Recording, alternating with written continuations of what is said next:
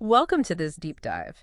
Our mission today, we're going to unpack the, let's say, unwritten rules and, yeah, often cringeworthy missteps of the professional social media world, specifically LinkedIn. We've got sources highlighting everything from professional face palms to how you avoid being that person everyone wants to block. So what exactly is this LinkedIn profanity, and how do you stop yourself from, career suicide by status update? Yeah, it's fascinating here because, you're talking about a platform with over 1 billion users. Yeah. And peak activity. Tuesdays, Wednesday mornings, maybe when people are procrastinating a bit. Right. There's this really unique culture of, pretending almost. Yeah. We'll look into why it feels like everyone's a thought leader, but maybe not much actual thinking is happening. Yeah. And how networking often just means collecting connections you'll, never actually talk to. Yeah. So the big question for you is, how can you genuinely use a platform like this without falling into those really common traps? You really hit on something there with the pretending and just the sheer volume of connections that often go nowhere.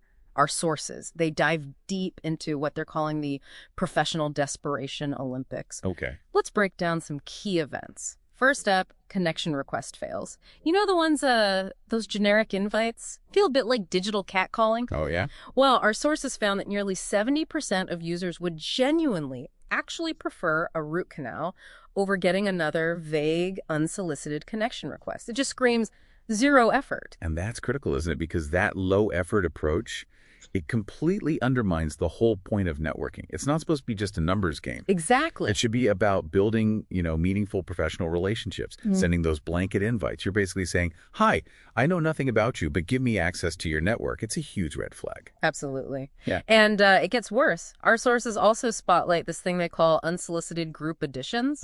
You connect with someone and bam, suddenly, no warning, no consent, you're in their marketing group or some sales pitch thing or something totally random. It's like someone just dumping flyers on your desk. And if you connect that to the bigger picture, right, this kind of behavior, the generic connection, the unwanted group add, it just erodes trust instantly.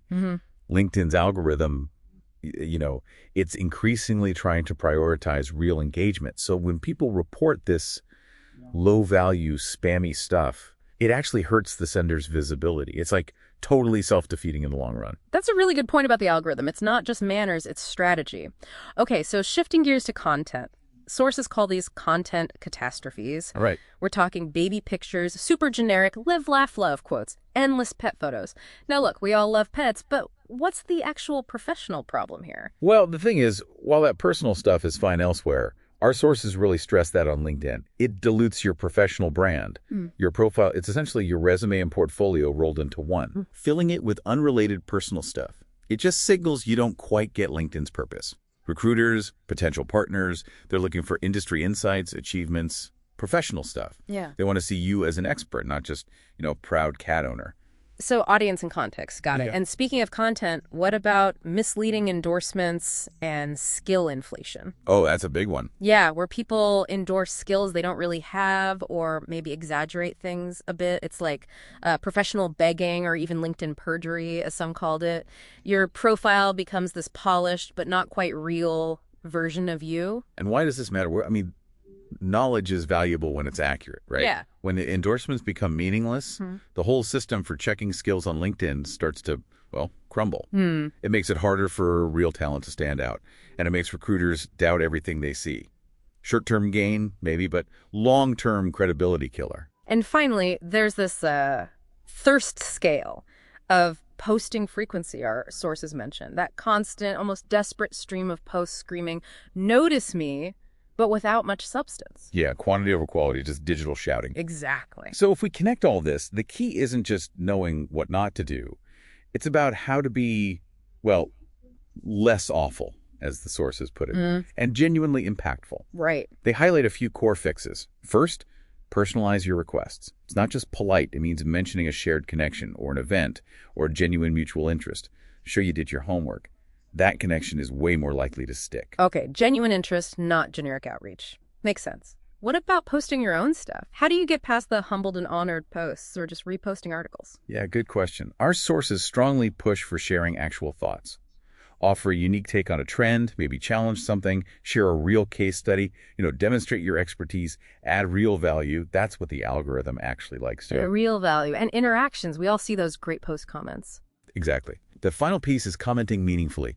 Go beyond congrats. Ask a follow-up, add some info, share a quick relevant thought. Engaging properly builds your brand and fosters actual dialogue. That's networking. It builds on that idea that knowledge is best when applied, not just seen. So, wrapping this up for you listening, we've walked through these common missteps, right? From those generic connection requests and weird group ads to content that just doesn't fit, like baby pics or fake endorsements and that frantic posting. The big takeaway, authenticity and value, they're key. For sure. Remember, this platform, it's a powerful tool for career growth, for real connection, but it really relies on respectful, purposeful engagement. It's about building a reputation, not just a giant contact list. And for your final thought today, chew on this. It's LinkedIn, not OnlyFans. Stop the digital flashing. Desperation, it has a smell even online. Respect boundaries. Add value. Save your professional soul. Something to think about next time you go to connect.